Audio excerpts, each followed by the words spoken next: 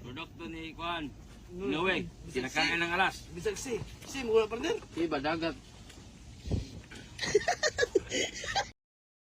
Alright mga kabatang dyan yun at magandang umaga sa inyo lahat o magandang gabi at tayo ay may reaction video na naman tayo dito kay Cuadrolas Casimero. So yun na pag-usapan po natin noong nakaraan yung vlog ko kung gaano po kayamang kamilyonaryo si Cuadrolas at napanood nyo po naman yung ating vlog nung nakaraang linggo. So pag-uusapan po natin ngayon yung kung gaano naman po kahirap noon si Cuadrolas bago siya naging boksingero. So, napapanood ko po dito sa kanilang mga vlog noon, talagang ang kanilang ang bahay niya noon ay para daw lang ang banyo. Tapos yung pagkain ni na Casimero ay 3 beses din naman po silang kumakain. Hindi kung ano pong nasa pagkainan nga nila, hindi yun ang kinakain. Tapos pagka naulan nga po mga kabatang, yung bahay ni na Cham Casimero ay tumutulo pa. Tapos parang ang bahay doon nila parang banyo lang. So talagang nagsimula talaga si Cuadrolas sa talagang mahirap na mahirap talaga ang buhay nila. Kagaya din ni Manny Pacquiao ganyan. Pero talagang nagpursige si Cuadrolas Casimero na mabago ang buhay niya. At ngayon ay talagang sa ganda ng kanyang pamumuhay ngayon ay talagang hindi mo masasabing nagkaganon ang buhay ni Cuadrolas Casimero. So panoorin po natin itong sinabi ni Cham Casimero nung sila nung ang buhay pa niya ay iba noon kaysa ngayon. So panoorin po natin kung gaano siya kahirap noon nung siya ay hindi pa masyadong sikat sa pagboboxing. So yun, panoorin natin. Hindi naman masyadong mahirap. Makakain naman kami sa isang araw 3 beses eh. Parang wala lang talaga eh. Parang pag hindi magtrabaho yung papa mo, mama mo, wala kayong kakain. Kaya mahirap talaga.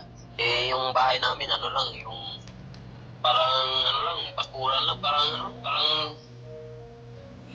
maliit lang, parang banyo lang namin dati yung bahay namin. Maliit lang, parang, mga 3 lupak. Tulog pa kami, may tulog pa sa. So yun nga po at napanood natin yung sinabi ni Cuadrolas Casimero. Talaga nga naman ang buhay ng tao, hindi mo masasabi. Talagang kahit ikay mahirap na tao at ikinagpursige sa buhay ay mag-iiba ang buhay mo. Kagaya ni Cham Casimero, nagpursige siya sa pagboboxing at siya ay sumikat nga dyan at talagang pinapatunayan siya at gumanda ang buhay niya. Kagaya nga ni Manny Pacquiao ay pagkakaiba lang ni Manny Pacquiao at ni Casimero. Si Manny Pacquiao milyonaryo at si Casimero milyonaryo. So, at ngayon po ay may nababalitaan din tayo, napapanood natin mga vlog nila kung gaano kayaman ngayon si Casimero ay yung pong kahirapan niya ay binabalik-balikan niya noon at yung mga kasamahan niya na dating mahihirap ay kasama pa rin niya ngayon, kasama pa rin sa pagkain o nung kinakain ng noong mahihirap kinakain pa rin niya ngayon. Talagang ang kinakain noon ay mga pagkaalaman ko yung mga sinaing na mais, mga ganon. So kinakain pa rin nila ngayon yung mga gayong pagkain na makasurvive laang sa araw-araw na pamumuhay. At ang itong panahon ni Casimero na mahirap pa siya at hindi pa siya nakakahawak ng mga milyong-milyong pera. At ito mapapanood natin ito yung mga kumakain siya na may sinabi ang kanyang kasamahan na ganito na sila ang daw boksingero ang dating mahirap siya ngayon milyonaryo na siya ay binabalik-balikan pa niya yung kahirapan niya ngayon. So panoorin natin sinabi ng yung sila kumakain yung mga kasamahan ni Cham Casimero.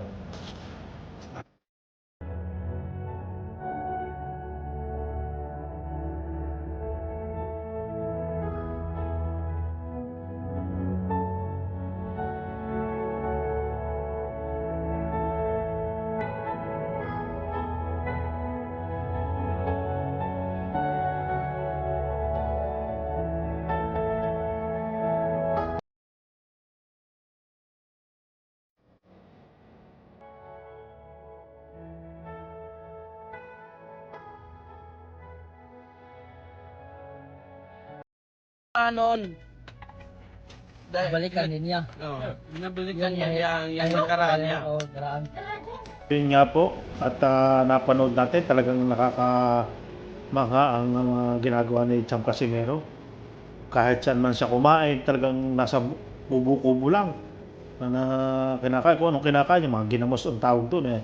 Ginamos, tapos ang pagkain ay yung sinaing na, kung alam niyo yung mga kabata yung sinaing na na mais. Kasi noong kami noon din mga kabataan noon, pag nanay ko ay kulang din ng pangsaing na kanin, eh ang ginagawa nila, nagbabayo kami ng mais at isinasama namin sa sa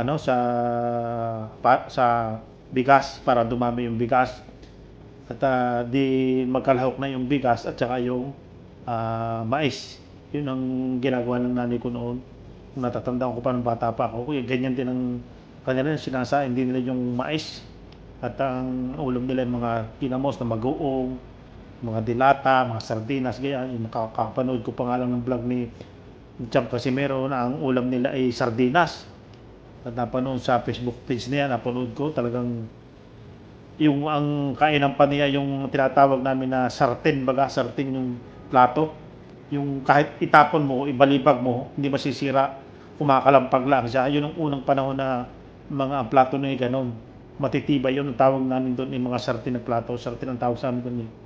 So ganun din ang nakita ko, ganun lagay nila ng kanin.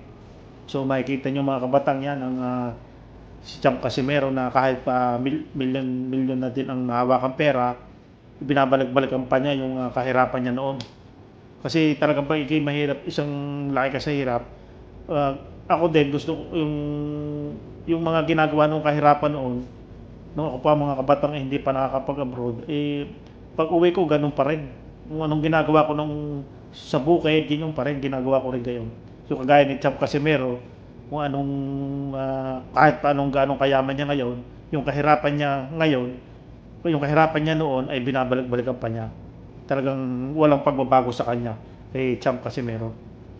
So yun mga kabataan, at napanood ninyo kung gaano nga kahirap yung si Cham Casimero noon, at yung previous kong vlog and kung gaano kamilyonaryo at si Cuadro Alas. So napanood nyo ng last video natin.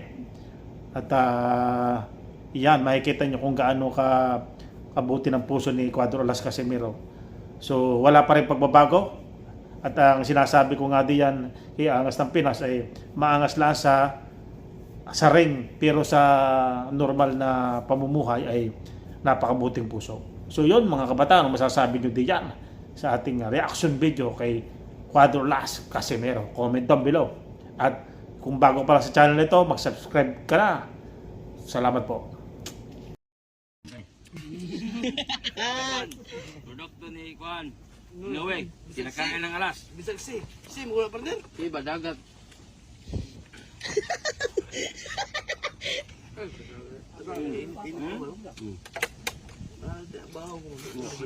Kaya mo nga, karaan maantig na yung mga plato.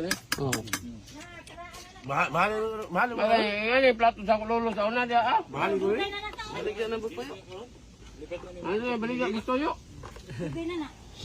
Baligyan na gusto nyo ba? Baligyan. Mahal. Ate, gusto yun ng pet mong antik. Sa online sa mais.